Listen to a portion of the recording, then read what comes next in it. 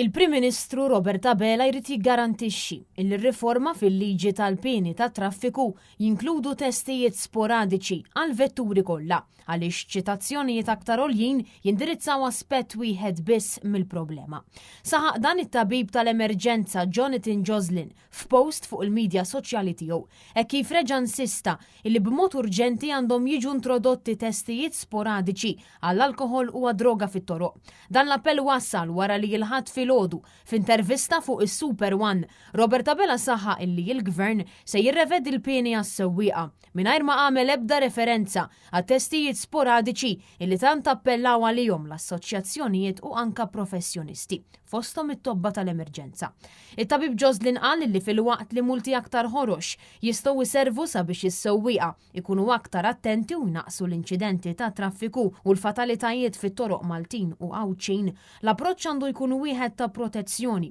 u mhux reazzjoni. Huwa insista li Abela għandu jagħmel biċ-ċert li jsiru testijiet sporadiċi għaliex hekk biss pajjiżna jista' jibgħat messaġġ ċar illi jekk is-suq taħt l-influwenza se tinqabad u se tħallas prezz għoli għal emilek alkoħol u anka ta' droga. Huwa proprju għalhekk li diversi assoċjazzjonijiet u professjonisti appellaw sabiex il-Gvern idaħħal testijiet sporadiċi ħalli jinqabdu dawk illi jkunu qed isuqu taħt l-effett tal-alkoħol u anka droga u tibda tiġi indirizzata il-kriżi illi ħakmet lil pajjiżna.